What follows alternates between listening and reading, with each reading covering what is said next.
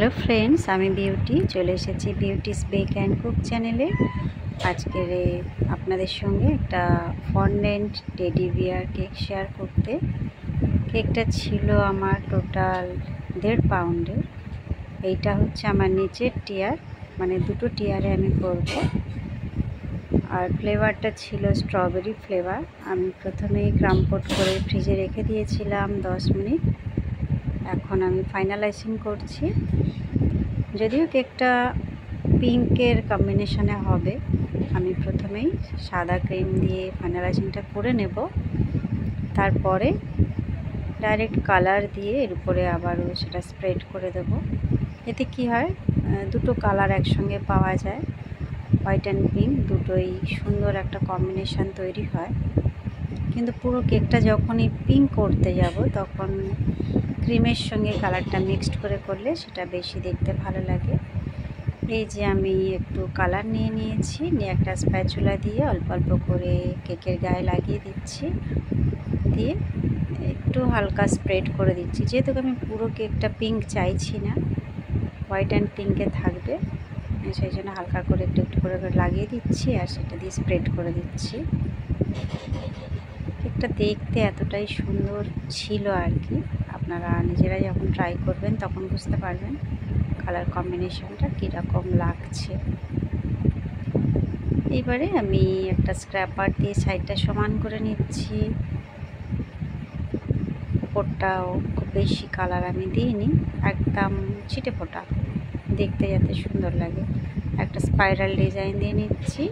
Palette নাইফটা একদম সোজা করে ধরে রাখতে হবে আলতোভাবে, আর সাইডটা একটু ব্রাশ দিয়ে একটা ওয়েব ডিজাইন করছি। এগুলো দেখতে বেশ ভালোই লাগে।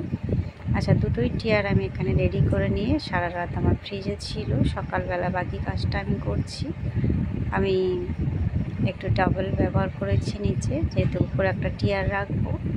যদি উপরের টিয়ারটা আমার 1/2 পাউন্ডের ছিল অতটা সমস্যা হতো না, তবু আমি কোনো রিস্ক নিই না, বাই চান্স কোনো কারণে খারাপ হয়ে যেতেও পারে চাপে। সেই জন্য ভেতরেও ডাবল দিয়েছি, উপরেও উপর থেকে নিচ পর্যন্ত একটা দিয়ে দিলাম। কেননা কাস্টমার কোথায় নিয়ে যাবেন সেটা তো আমার পক্ষে জানা সম্ভব নয়। সবসময় আমি এটা মেনটেন করি আর কি, যেন কোনোভাবেই কেকটা খারাপ না হয়ে যায়। আচ্ছা, নিচে একটা বর্ডার করে নিচ্ছি। এটা হচ্ছে রাউন্ড শেপের একটা নজেল, ছোট্ট ছোট্ট করে পার্লের মতো বার হচ্ছে। আমি প্রেস করে সাইডের দিকে টেনে দিচ্ছি, যার জন্য এটা দেখতে বেশি ভালো লাগে আর কি। প্রেস করে তুলে নিলে সেটা একরকম, আর সাইডের দিকে টেনে দিলে সেটা আর এক রকম হয়। এই সাইডের দিকে টেনে দিলেই এটা বেশি দেখতে ভালো লাগে আর কি। এই নজেলটা না থাকলে শুধু পাইপিং ব্যাগ একটু ছোট্ট করে কেটে নিলেই ডিজাইনটা হয়ে যায়। প্রত্যেকটা নজেলেরই কি বলবো, নজেল না থাকলেও চলে। পাইপিং ব্যাগটা সঠিকভাবে যদি কাটিংটা জানা যায় তাহলে পাইপিং ব্যাগ দিয়ে কাজগুলো অনেকটা কাজ আমরা করে নিতে পারি। আজ এখানে কয়েকটা গোলাপ বসাবো।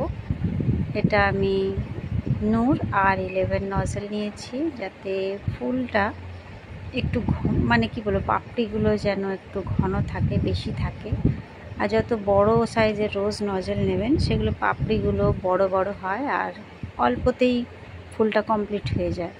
কিন্তু এই নজেলে একটু পাপড়িগুলো ছোট ছোট হয় আর একদম অনেক পাপড়ি হয়, মানে দেখতে পুরো অন্য রকম লাগে। দুটো গোলাপ দু রকম।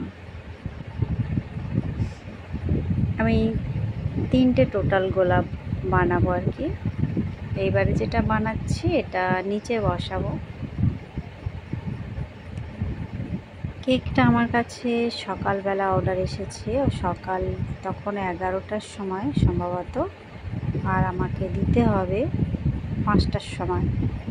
তা কেকটা বেক করতে হবে, তারপরে আমাকে বাকি কাজটা করতে হবে। তারপরে ফন্ডেন্টের একটা টেডি ছিল, আমার কাছে এটা খুব প্রেশার হয়ে গেছে আর কি। টেডি বানানো ফন্ডেন্ট দিয়ে সেটা যথেষ্ট টাইম লাগে, 1-2 ঘন্টা লেগে যায়, মানে সুন্দর ফিনিশিং আনতে গেলে।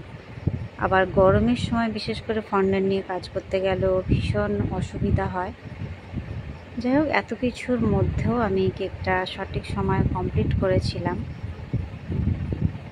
ফন্ডেন্টের কাজটা আমি আর আজকের দেখাতে পারলাম না, আমি নেক্সট ভিডিওয়ে সেটা দেখাবো, নচেত ভিডিওটা অনেকটা বড় হয়ে যাবে।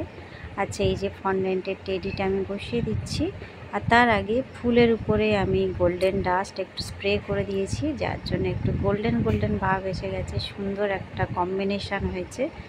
আমি ভিডিওটা স্কিপ করে গিয়েছি।